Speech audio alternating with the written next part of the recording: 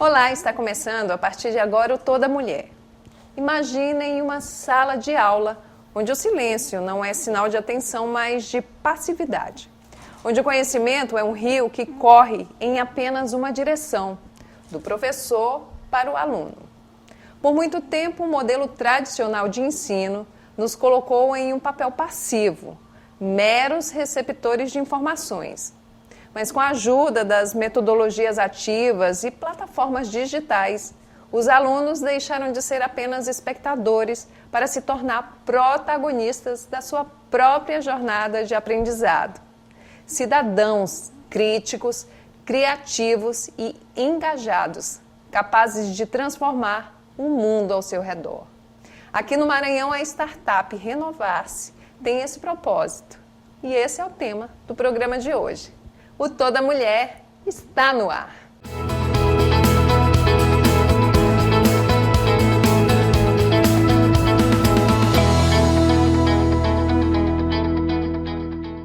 E antes de iniciar a nossa conversa, como é de costume, em respeito às pessoas com algum tipo de deficiência visual, eu vou me autodescrever. Sou Márcia Carvalho, estou sentada e neste momento apareço no centro do vídeo. Eu tenho a pele clara, estou loira, eu visto uma blusa azul e uma calça amarela. A convidada do Toda Mulher de hoje é a Cristiane Cabral. Ela é diretora executiva da plataforma Renovar-se, uma iniciativa genuinamente maranhense que atraiu a atenção internacional. A Cristiane também é psicanalista e escritora, autora de livros infantis, Pati e Rap e as Coisas do Mundo e de histórias em quadrinhos, Uma Ilha Dentro de Mim. Seja muito bem-vinda, Cristiane Cabral, ao nosso programa. Olá, Márcia. Muito obrigada pela oportunidade. Olá a todas e todos. Também vou me autodescrever. Fique à vontade. Eu me chamo Cristiane, tenho a pele clara, estou com um macacão preto, um casaquinho preto com umas lixinhas brancas na vertical. Meu cabelo também está loiro e comprido. É isso, e a gente está falando de educação, de jornada de aprendizado. A gente está vivendo um momento em que as plataformas digitais estão aí, né, as redes sociais, tomando tempo da gente, das crianças, infelizmente, de um modo exagerado, dos adolescentes, dos jovens. É a nossa realidade, é o nosso cotidiano. E isso atrapalha, Cristiane? Você que tem aí essa iniciativa que busca resgatar esse protagonismo, né? Esse uso excessivo das telas tem atrapalhado os jovens, as pessoas, de modo geral? Sim, sim. O Renovar-se, só para a gente voltar um pouco, contextualizando, né?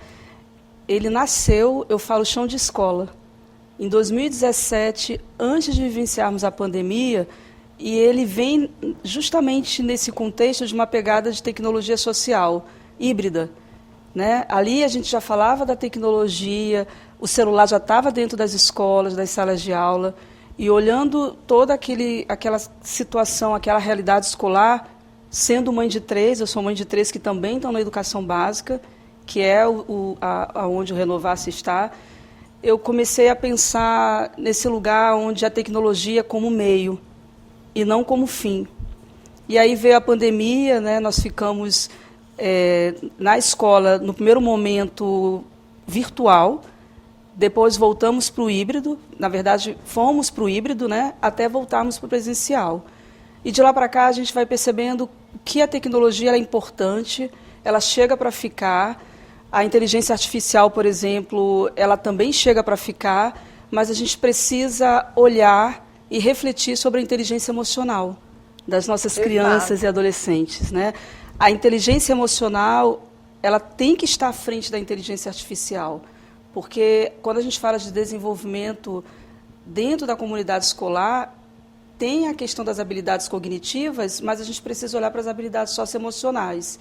Então, eu vejo a tecnologia como meio de contribuição para que esse aluno fique no centro do seu aprendizado, seja realmente protagonista, com pensamento crítico, criatividade, autonomia, e a tecnologia ela traz esse benefício, mas eu também olho como malefício da gente olhar para essa criança e adolescente que ainda está em desenvolvimento humano e que ela não tem ainda maturidade para estar 24 horas com uma tela.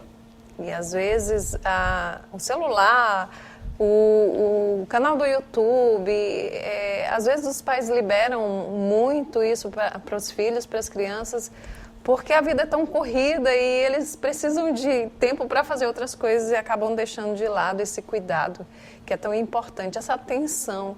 E nesse caso, no teu ponto de vista de quem está atuando nessa área, atrapalha a cognição, o desenvolvimento, essa criança que tem essa liberdade para usar sem horários limitados, as redes sociais, os canais de entretenimento, os streams, eles têm atrapalhado esse desenvolvimento intelectual das crianças, dos jovens, dos adolescentes? Sim, influencia nessas habilidades cognitivas, no sentido de atenção, concentração. A ciência já vem mostrando isso, né, em artigos, em conteúdos, validando que, de fato, atrapalha. E eu vou até mais além, Márcia, eu falo na saúde mental. A tecnologia, ela traz em questão de segundos uma informação, um conhecimento, que em outras gerações era necessário você buscar mais, você ter um contato maior com conteúdo para você falar, olha, eu realmente aprendi esse conteúdo. Você buscava em livros físicos, ia em bibliotecas. Isso, a gente parecia assim silencioso, mas isso trazia para a gente saúde mental. Sim. Porque você acabava que você olhava um determinado conteúdo, você se interessava por ele, e você tinha ali uma trilha de conquista daquele conteúdo. Agora não. A criança e adolescente, ela entra em alguns sites e rapidamente ela tem aquela informação. E não necessariamente uma informação referenciada. Às vezes é um conteúdo que está solto, que é fake news. Então, como pais, como comunidade escolar, né? Comunidade escolar, quando eu falo, professores, coordenadores, diretores, os núcleos familiares dessa criança e adolescente, a gente precisa estar atento exatamente na questão dessa concentração, desse conhecimento e na ansiedade que isso vai gerar para essa criança, porque ela acaba entrando num lugar que ela não precisa mais, vamos dizer assim, eu vou usar a palavra paquerar. Paquerar, conquistar alguma coisa, ela passar por um processo de querer aquele conteúdo. De subir aquele degrau, não é? Não de chegar subindo diretamente. Aquele degrau, exatamente, gradualmente, não chegar diretamente. Sem queimar etapas, não é? Exato. E isso faz com que essa criança e adolescente, ela perca o interesse muito rápido e vai gerando ansiedade, porque ela fica pensando, e agora, o que eu busco mais, né? E aí, quando a gente vai, por exemplo, na tecnologia para essa tela de gamificação, a gente percebe que a gamificação, por exemplo, né, que está dentro das metodologias ativas, ela traz para esse aluno, para esse estudante, um desejo, porque é um lugar de aprendizado que ele gosta. E aí entra a questão das metodologias ativas, para que a gente, dentro de sala de aula e além da sala de aula, além dos muros da escola, em casa também, a gente trazer esse estudante, essa criança, esse aluno, para perto da gente, usando recursos que eles gostem. Eu não digo que a tecnologia ela é toda malefício, nem toda benefício, mas falando dos benefícios, a gamificação é uma oportunidade dessa criança aprender e quem esteja ali com ela, seja o professor, seja em casa ou o pai, de se aproximar mais daquela criança no que ela tem interesse. Tem resistência ainda sobre essas metodologias? A gente sabe que existe um abismo digital no Brasil, né? Não é todo mundo que tem acesso. Ainda há muito aquele ensino tradicional, bem tradicional, para falar a verdade, e as crianças estão em outra realidade. Aí chega em casa e diz, olha, o professor está me ensinando por meio de jogos, às vezes os pais não compreendem, porque não foi a realidade deles. E aqui a gente está vendo a experiência de uma mãe, não é? Sim. Que foi a partir da experiência com teus filhos que você começa a propor, né, nesse chão da escola, Sim. essa plataforma. Tem muita resistência ainda a esse tipo de metodologia ativa, você percebe isso? Ainda há sim, porque ainda há resistência da forma que iniciou-se a construção da tecnologia e que ainda se fala dela, né? Porque quando a gente entra dentro das escolas, a tecnologia ela precisa vir como um meio. Ela não é um fim. O fim é o aprendizado da criança e o adolescente. Então, dentro do como ele aprende, dentro do seu processo de aprendizagem, também tem a metodologia ativa. Mas a gente precisa entender, como sociedade, que um professor ele nunca vai deixar de existir. Né? A gente fala muito isso. Nossa, vai chegar um momento que a tecnologia vai vir e que vai ser o quê? Vai ser só tecnologia com o aluno? Eu não acredito que isso possa acontecer algum dia, porque o aluno ele precisa desse professor. Mas esse professor ele sai do seu papel, que há muito tempo ficou numa educação tradicional, que é de detentor do conhecimento, como agente passivo, e ele entra como um mediador. E o aluno entra no seu centro de aprendizagem como protagonista do seu processo, tendo o professor mediando. E onde entra a tecnologia? Como um recurso. As metodologias ágeis, por exemplo, são diversas. O Renovar-se, a gente trabalha, é uma startup, na verdade uma edtech, né, quando a gente chama startup na área de educação. Ela é na educação básica, no segmento ensino fundamental, anos iniciais e finais e ensino médio. E a gente aplica uma metodologia que ela utiliza metodologias ágeis. A gente utiliza 4 etapas, né, dela. A primeira é a sala de aula invertida, que a gente traz vídeos desafios. O que isso significa? Significa que antes do aluno ir para a sala de aula, ele tenha um pré-conhecimento da temática que aquele professor vai estar compartilhando. Por isso que é importante a capacitação do professor, né? Exato. E aí, quando ele chega em sala de aula, na verdade, ele não vai, o professor não é detentor do conhecimento, vai estar passando para o aluno aquele assunto. Eles vão estar trocando informações, conhecimentos entre pares. E o aluno também chega mais seguro. Eu vou falar uma coisa para vocês. Além de mãe, como estudante, né, na época, quando eu passei no vestibular muito novinha, a gente sai da educação básica e sai muito tímido. Porque depois da educação básica, quem continua os estudos vem para a academia. E Sim. Na academia eu era muito tímida. Então, quando eu chegava na sala, que eu já tinha lido sobre o que aquela aula ia ser, para quem é tímido isso também deixa mais seguro. Então, é um momento, quando a gente traz a metodologia ativa, por exemplo, da sala de aula invertida, de você contribuir com o estudante para que naquela timidez dele, ele comece a se sentir mais seguro. Porque o que é um aluno tímido? Que quando o professor entra e vai fazer uma pergunta para ele, ele fica apavorado. Com certeza. Né? Ele fica ansioso. É um novo momento, né? Outra realidade. Exato. Né? Que ele tem que encarar ali, partindo do teu exemplo da universidade. Se você não tem esse preparo no ensino médio, e aí você chega numa academia, é um mundo completamente diferente. Completamente. Não há mais aquele professor que vai estar ali com você, não que na academia não tenha, mas a gente vai para uma vida adulta. Então, aquele professor, ele está em várias salas, em muito mais salas, né? E quando a gente está dentro da educação básica, a gente ainda fala isso, eu tiro pelos meus pequenos, meus filhos. A gente ainda tem aquele professor que fala, não se preocupe, não apresenta hoje, você pode apresentar quando você estiver mais tranquilo. E na academia isso vai mudando um pouco, porque faz parte da vida. Porque também esse estudante vai entrar no mercado de trabalho. E aí ele vai ter que começar a lidar com essas habilidades socioemocionais. Se ele é tímido, ele não vai deixar de ser tímido, mas ele vai ressignificar esse lugar.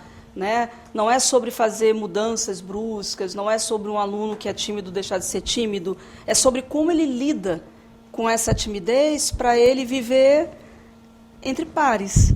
E daí você ensina, através dessas metodologias ativas, esse protagonismo, não é? E aí você ajuda em vários outros pontos, que é a questão do relacionamento, né? Sim. Meninos com meninas, quebrando um pouco desse machismo que existe na sociedade, Sim. em que as mulheres veem, né, nesse cenário a possibilidade de estar ali no mesmo espaço, ocupando os mesmos espaços, porque a metodologia ativa ensina isso também, né? Sim, porque é uma outra etapa, né, da metodologia ativa, que também a gente trabalha no Renovar-se, que é a abordagem baseada em problemas e soluções. E aí vem esses temas contemporâneos, como você fala. A gente fala do bullying, a gente fala da dignidade menstrual, a gente fala dessa igualdade de gênero, dessa educação inclusiva, que ela saia de uma teoria e realmente aconteça na prática. E o estudante, ele precisa exercitar a sua cidadania ativa para que ele entenda sobre garantias de direitos, tanto para ele quanto para o próximo. Na garantia de direitos, mesmo que eu não tenha, por exemplo, uma atipia, uma deficiência, mas como cidadã ativa, eu preciso compreender o que o meu colega precisa. Sim. Né? A empatia, né? A empatia. E a gente vem trabalhando a empatia, a resiliência, a abordagem baseada em experiência, em colaboração, porque isso é sobre a nossa sociedade. A educação, ela não é uma ferramenta só para um desenvolvimento individual. Não. Quanto mais se compartilha conhecimento, melhora a qualidade de vida no mundo ao redor da gente. Exato. Né? Ela melhora a economia de uma sociedade, ela melhora a forma de você olhar para o outro, ela melhora de você compreender quais são os direitos e deveres que você tem, de você olhar que o outro é diferente de você e que está tudo bem. E dentro agora da temática que a gente está falando tanto de saúde mental, de compreender, a gente precisa compreender que ninguém vive feliz o tempo inteiro. Né? Também a gente trabalha muito nesse contexto da criança e adolescente perceberem e sentirem no autocuidado, no autoconhecimento, que nem sempre ele vai estar bem. Por isso o HQ, né? A história em quadrinhos, Uma Ilha Dentro de Mim, ela vem falando sobre isso, né? O Rap, um dos personagens, ele demonstra no momento que ele está num piquenique com os pais, no rangedor. Eu também trago muito pertencimento local da gente aqui. E aí ele vai dizendo que ele não está bem, a mãe oferece um pedaço de bolo de macaxeira, e ali vai desenvolvendo uma empatia, e ele mesmo vai percebendo, hoje eu não estou bem, mas eu terminei meu dia bem. A gente compreender que há paz dentro dos nossos caos. Cristiane, mas isso é importante desde os pequenininhos? Sim, porque é uma construção. Quando a gente fala de desenvolvimento humano, é uma construção. Não é a criança sair de uma fase de educação infantil, ensino fundamental, e de repente compreender que no ensino médio ela vai ter todo esse conhecimento. Ele precisa ser gradual, ele não vem de uma vez. Dentro do Renovar-se, a gente tem 3 rotas. Uma das rotas é a rota da literatura e ludicidade. Então, a gente fala dessa temática com os menores de uma forma mais lúdica, mais leve, mas ele vai crescendo já compreendendo o que é da nossa sociedade. E é maravilhoso que seja assim. A gente vai para um rápido intervalo e já a gente volta, porque eu quero saber sobre teus livros, né? Você é autora, escritora, infanto-juvenil, não é? E teus livros têm trabalhado essa questão da relação com as tecnologias, a evolução, para a evolução por meio da educação. A gente vai para um rápido intervalo e volta já com Toda Mulher. Não saia daí.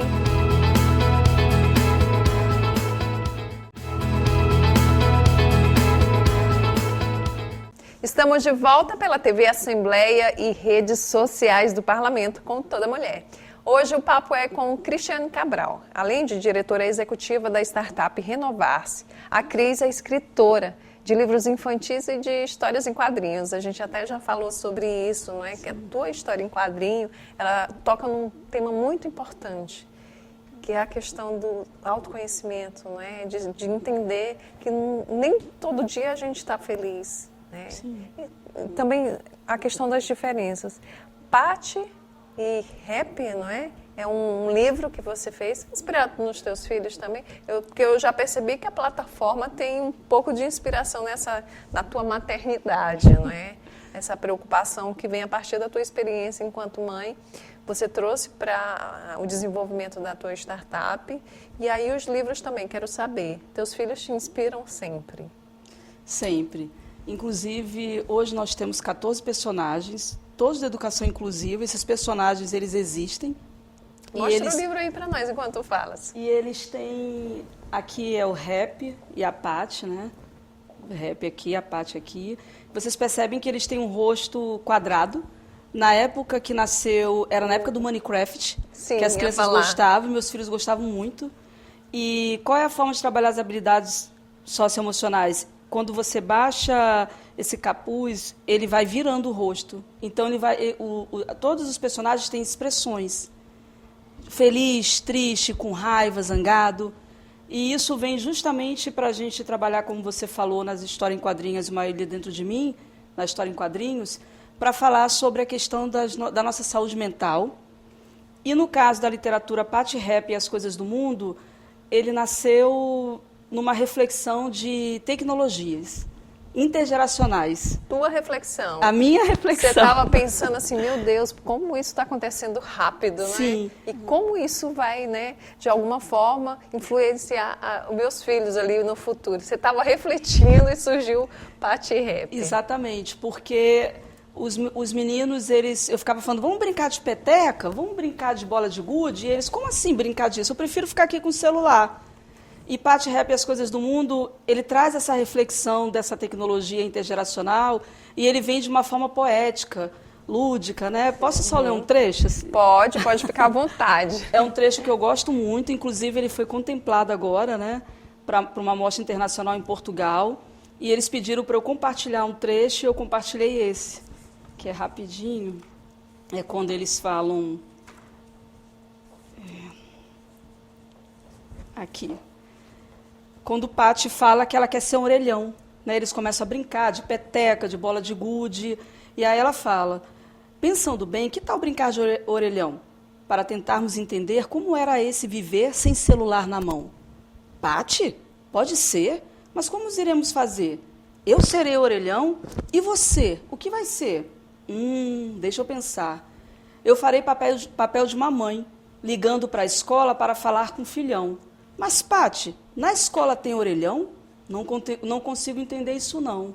E aí ele vai falando, né? Eles vão dizendo do celular dentro da escola, e aí ele traz a reflexão da pandemia, ele veio na pandemia, e aí vem dizendo que o pai chegava, ligava para o filho dentro da sala de aula. Então, ele traz essa reflexão para todos nós da comunidade escolar, e isso também inclui os núcleos familiares, para a gente ter essa compreensão de como hoje, na nossa contemporaneidade, a tecnologia ela precisa ser percebida e a gente precisa entender aonde é o limite para cada um. Porque a gente precisa ter esse limite, né?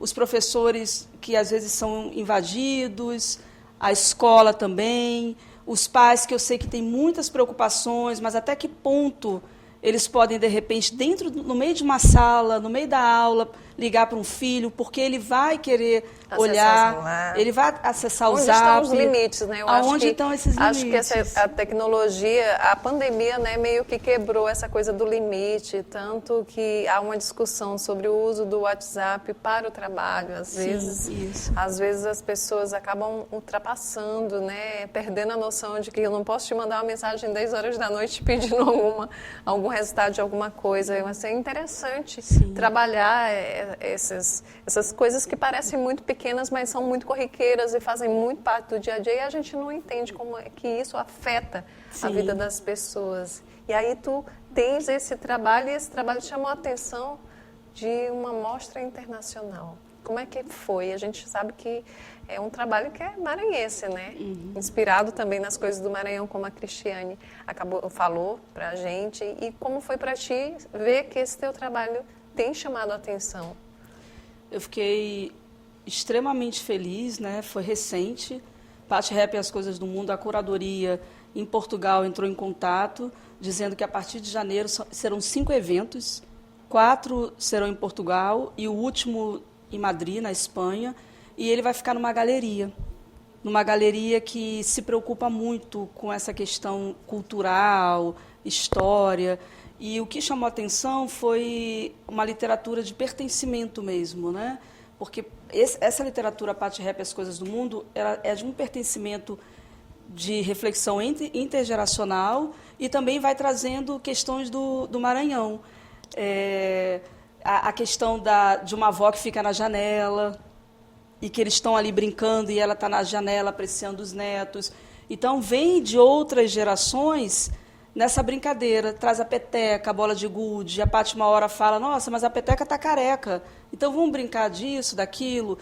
E então, para mim, isso faz muito sentido, da gente escrever e ter esse compromisso como maranhense, como escritora de literatura infantil maranhense, trazer o pertencimento local, que vai perpassando né, de geração em geração para que não se perca.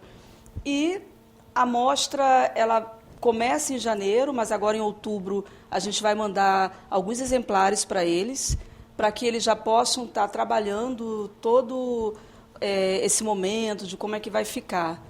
Agora, a plataforma também você está trabalhando para que as pessoas possam acessar, né, em breve.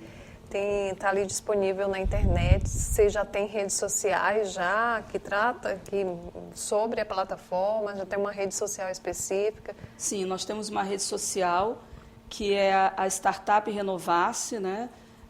Nos sigam. A gente sempre coloca dicas de protagonismo estudantil. E agora a gente vai lançar, a gente está lançando agora em agosto, ainda não tem uma data, a gente está nos últimos ajustes, que é a nossa plataforma educacional. Ela vem com 3 rotas. A primeira rota é a rota da literatura infantil, onde a gente vai estar com a parte rap e as coisas do mundo, e também a gente agora resolveu adentrar na escola com histórias em quadrinhos, porque eu sou da época de histórias em quadrinhos. E isso... Quem nunca, né? Eu acho isso muito legal. Nossa geração meio que foi formada pela Turma da Mônica, por ali, não é? Sim. E a história em quadrinho, ela trouxe para outras gerações, e isso vai se identificar muito com os pais, avós, tios, que é a questão da formação de fundamento, né? Porque ela vem na escrita, na leitura. Quando a gente lia as histórias em quadrinhos na nossa época, eu, por exemplo, né, a minha mãe falava, então escreve aí essa frase, o que ele está dizendo, como que está o personagem, qual é a carinha dele. Então, isso a gente vai trazer para justamente estar trazendo essa ligação, esse elo intergeracional, né? Essa é a primeira rota. A segunda rota é uma rota de vivências.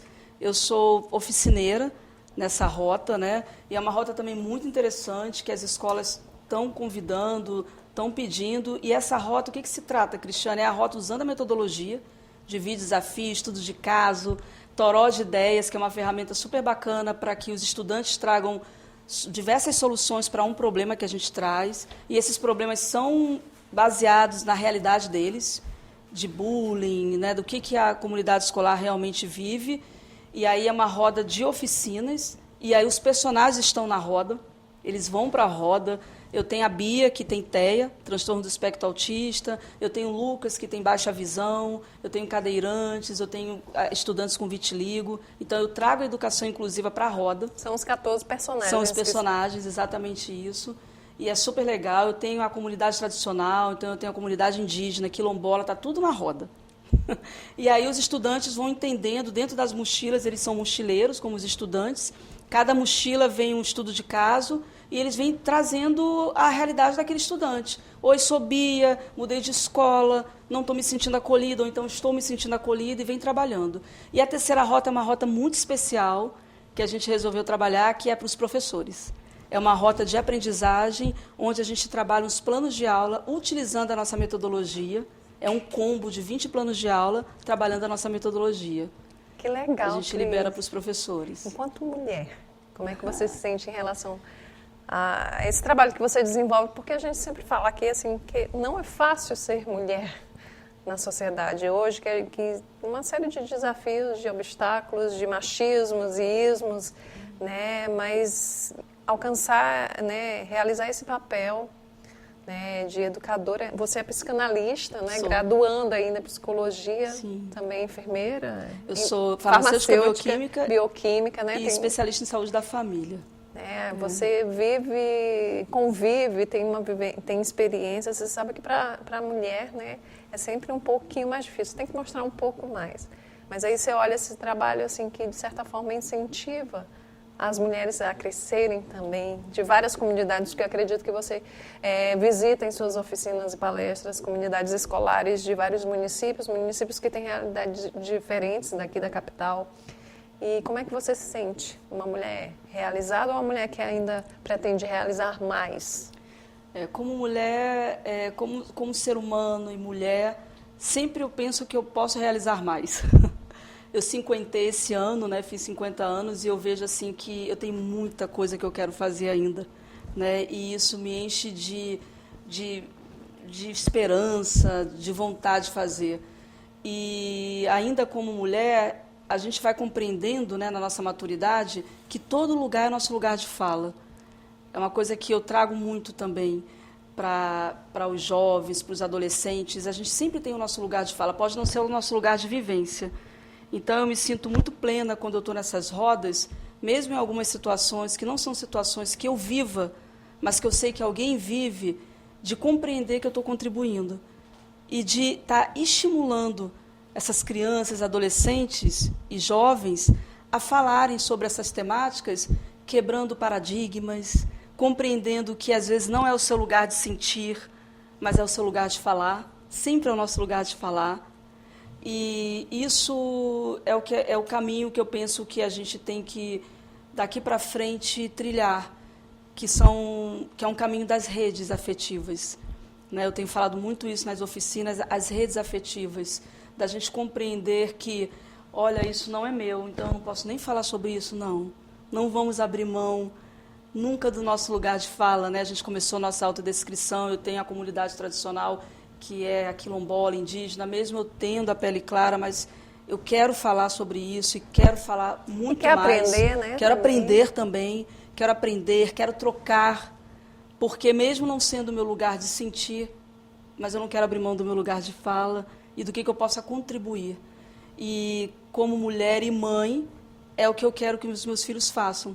Eu sou mãe de 3 e eu sempre digo para eles, nunca abram mão do lugar de vocês de fala, porque esse lugar de fala pode ser um lugar que não seja de vocês de sentir, mas pode ser de alguém muito especial para vocês, ou então que vocês não estejam percebendo, mas um colega de turma. E olha como vocês podem contribuir para o processo dessa pessoa. E olha como alguém pode contribuir para o de vocês em algum momento, que também não seja o lugar deles de sentir, mas seja de algum de vocês. Escuta e diálogo, né? Duas coisas que não podem faltar nos relacionamentos, né? Dentro de casa, fora deles, a gente tem que aprender a ouvir, a gente tem que saber dialogar. Não existe uma opinião única de tudo, a gente tem que saber lidar com as diferenças. E você percebe, após essas palestras, essas oficinas, esse contato, principalmente com as meninas, assim, depois você percebe que os olhares, né, mudam, aquela, assim, alguém já te procurou para dizer assim, poxa, tia, professora, tua mensagem mudou minha vida em algum sentido, em algum momento, em alguma coisa? Você já teve esse feedback? Como a comunidade escolar ela é muito grande, diversa, você fala, vem vários na minha memória, mas eu quero falar rapidamente de 2. Primeiro, numa palestra de dignidade menstrual, era numa universidade, onde os meninos também estavam, porque a dignidade menstrual, falar sobre esse ciclo, é do homem também. Né? E a gente estava falando da questão dos hormônios. Olha, quando alguém tiver assim, uma colega sua, já estava na academia, a sua namorada, como é que você lida com isso, né? E foi muito interessante no final, os meninos dizendo assim, nossa, a gente nunca tinha parado para pensar nisso, mas isso também é da gente, né? Isso me emocionou, de saber que eles estavam vendo dessa forma. E em outro momento foi numa oficina, onde estava a Bia, que tem transtorno do espectro autista, e uma das crianças se abraçou com a Bia e queria levá-la para casa. E a mãe se aproximou, muito emocionada, falou, sabe por que ela quer levar a Bia para casa? Porque você trouxe, no estudo de caso, a história dela. Oh, até me arrepiei. E eu acho que é isso, sabe, Márcia? Eu penso, na verdade, que é isso. A educação, ela transforma. E no momento que eu me comprometo a estar numa startup na educação, eu preciso me transformar primeiro, eu preciso me acolher primeiro, para que eu possa pegar a minha mão e falar, eu estou aqui e quero contribuir de alguma forma com você. Mas eu só consigo fazer isso quando eu também me vejo. Então, todos esses momentos, essas oficinas, cada temática é preparada com muito carinho, porque eu olho para o conteúdo e falo, eu vou estar falando com pessoas e alguém pode se ver nessa história. Eu tenho que ter muito cuidado, porque pode abrir feridas aí, né? E que talvez eu não consiga fechar, mas como eu vou fazer ali? Então, eu tenho muito essa preocupação e eu penso que a gente tem falado muito de saúde mental.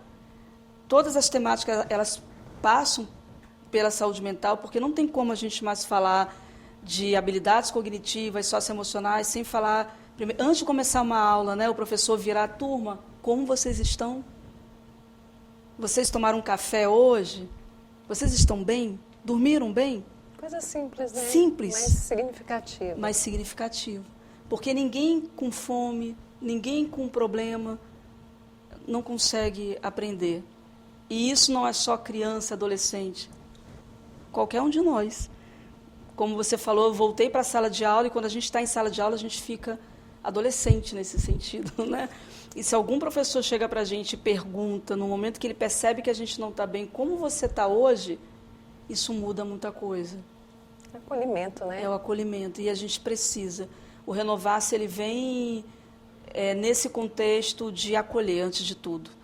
De trabalhar como rede de apoio mesmo, mais um recurso mesmo, usando as metodologias ágeis, para contribuir com tantas startups incríveis que já temos no Maranhão, que também contribuem muito já. Já tem muita gente fazendo muita coisa bacana. Vem mais para pegar na mão junto e falar, eu também quero contribuir. E a gente pega na mão para te parabenizar e finalizar, te agradecer. Né? Infelizmente o programa tem que terminar.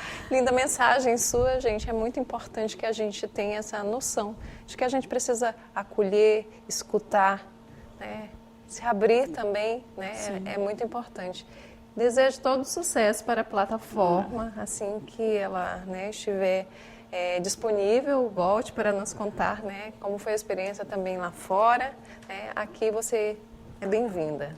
Muito obrigada pela oportunidade. É isso aí, gente. O Toda Mulher de hoje fica por aqui. Acompanhe as reprises do programa em nossa programação e também no YouTube da TV Assembleia do Maranhão. Obrigada a todos vocês e até o nosso próximo encontro.